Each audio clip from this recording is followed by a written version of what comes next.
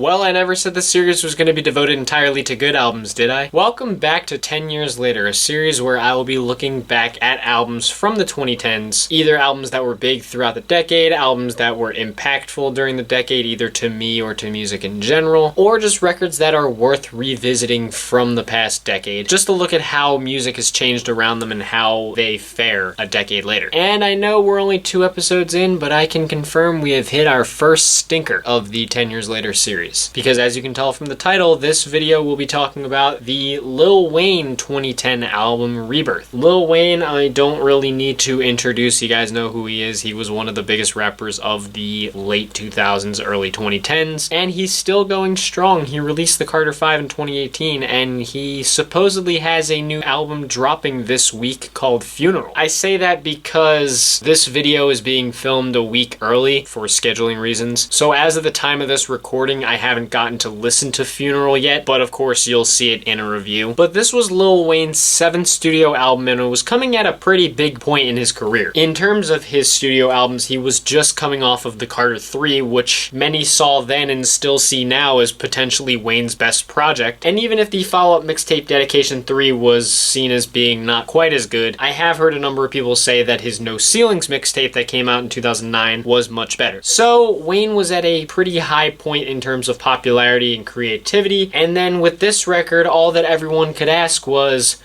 what happened? Rebirth is not merely titled Rebirth because, hey, Wayne is trying a new lyrical style or something like that. No, no, no. This album is a full-blown rock album. One of the biggest rap stars of the 2000s into the 2010s decided to just fully style change and go for a rock record. And while I'm not sure how interested people were in it back then, critics were not, as this thing was heavily hated. It's still pretty hated to this day. In fact, I know Metacritic isn't really a pantheon for album review scores, but it is one of the worst reviewed records on their website. But again, as someone that really only got into Wayne and started to understand and appreciate Wayne recently, I never got to give this a shot, and I never really heard about it when it came out. When I was in middle school around that time, I know this is a little bit later on, but the most Lil Wayne that I heard in middle school was stuff like She Will and 6 Foot, 7 Foot. So I had wanted to give this record a chance, see if it's any better than everyone's been saying. I ended up listening to the deluxe edition, which was 14 tracks in 54 minutes, so definitely a lot of beef on this record. But what did I think of it after listening to it for the first time 10 years later? Well, as you might expect, this thing still sucks. If you were hoping for some kind of defense of this album, you're not going to get it here. Equally so, if you guys were hoping to find a complete roast of the album, I'll be honest, you might not even find that here because this video is probably going to be a bit short. I'll give it a shot, but this is a really nondescript record that's pretty much exactly what its cover indicates. Wayne tries to do rock music and doesn't do it very well. In fact, I'd argue that if this looked bad in 2010, it probably looks even worse now. Thanks to the rise of emo rap, hip-hop started to cross over with rock in a way that sounds more compelling and genuine. Emo rap stars like the late Lil Peep, XXXTentacion, and Juice WRLD, among several others, started to implement rock influence into their music in a way that sounded way better. Thus, this just sounds even worse in comparison, and it doesn't even feel like Wayne is trying to make a genuine rock album. In all honesty, I can't exactly pick out what he was trying to do because I don't see any kind of artistic or interesting purpose in its existence. And I think the big problem that I have with this record, among several other things, is that Wayne doesn't ever sound like he really fits over the rock instrumentals. Tracks like American Dream, Prom Queen, and Get a Life are notable examples of Wayne trying to drown himself in auto-tune in such a way that just does not sound flattering over harder rock instrumentals. It seems like if Wayne really put a lot of thought into this album, much of that thought went into whether he could make it rather than if he really should. You've heard that phrase before and it applies here. Even a track like Ground Zero, which had some cool moments, nonetheless gets ruined by Wayne, who tries to go way too hard on the song, and sure, his flows are kind of cool, but I can't help but feel like they would be better served on a non-rock instrumental. And maybe Wayne's awkward, goofy, auto-tuned attempt at singing, if you will, would have been fine to some extent, extent if the instrumentals were compelling, but honestly, these are just painfully generic. So generic, it's honestly kind of comical. Da Da Da, for example, has an instrumental so basic and bland, I can't help but wonder if it was made in one of those old Guitar Hero custom song creators, like the ones they had in Guitar Hero World Tour or Guitar Hero 5 or something like that. One instrumental starts blending into another throughout the album, and then by the time Paradice pops up, you just start feeling like you're gonna fall asleep unless for some reason Wayne's slurred caterwauling is remotely appealing. On Fire has this really glossy, almost electronic synth instrumental that's so aggressively bad and over the top, you might want to contact a doctor after you listen to it to see if the pain it inflicts on your ears really did any major damage to them. This album also surprisingly has quite a few features, and if nothing else, at least they kind of break up the monotony. Chanel shows up a grand total of 4 times across the record, but never totally stands out. At best, she does an okay job of distracting from Wayne's hideous vocal passages, but she kind of fades into the background pretty quickly on her numerous appearances. Although she does make songs like Runnin' and I'm So Over You at least a little more tolerable. Eminem, surprisingly given the sonic direction of this album, shows up on the track Drop the World, which is probably the album's most successful song by way of it not being a rock song. As goofy as it is hearing Wayne talk about picking up the world and dropping it on your head, M's flow is strong and the song is just a nice reprieve from all the rest of the schlock this album has to offer. Kevin Rudolph, yeah, you guys remember him, also joins Lil Wayne for One Way Trip, delivering a chorus that sounds like everything you've heard before, complete with a made for every ESPN commercial ever vibe. I wouldn't be surprised if he was just here for the check. And Nicki Minaj's appearance on Knockout actually provides some good energy, even if her overall appearance doesn't really distract you from what is one of Wayne's most silly sounding vocal performances on the album. And sadly, it doesn't get any better as it progresses or comes to a close. If anything, it kind of gets worse. The Price is Wrong closes out the standard edition of the album, while I'll Die For You and I'm So Over You are bonus tracks for the deluxe edition. Yes, Young Money thought this clunker was deserving of bonus tracks. Someone figure that out, please. Either way, The Price is Wrong literally sounds like at least 5 other songs on here, with Wayne sounding totally bizarre and unflattering over a super heavy rock instrumental. What the hell was his headspace when making this record? The farther I get into it, the more I wonder if this was an elaborate troll and Wayne was actually trying his hardest to make something that bad. I'll Die For You is some of the most boring, over-dramatic, mind-numbing drivel that I've heard from Lil Wayne. There's nothing redeeming about it, it has no business being 5 minutes long, and by the time this thing closes out with I'm So Over You, that's what you'll be saying about this album, that you're so over it. Again, Lil Wayne is lucky that he had Chanel in the song because at least she's kind of interesting here. Overall though, yeah, this thing is just as bad as you remember. Wayne really does not sound like he belongs on any of these instrumentals, and while Wayne has had plenty of kind of goofy sounding, weird vocal performances on songs in the past and even now, his vocals here are just completely unflattering and nonsensical, leaving this to be a record where the only spots that are even slightly bright are the features. Otherwise, the record's pretty pitiful, and not only has it not gotten better with age, but again with so many far better rap rock crossovers thanks to the rise of emo rap, this sounds even worse in comparison. I don't know what Wayne possibly thinks about this record today, but I don't know if it's something he should be very proud of. I hate to steal a line, but Anthony Fantano had said that this album shouldn't have even been a birth and that it should have been an abortion, and while I don't want to just take away the lines that he said, I can't really say I disagree. I don't know how anyone at Young Money heard this thing back and thought,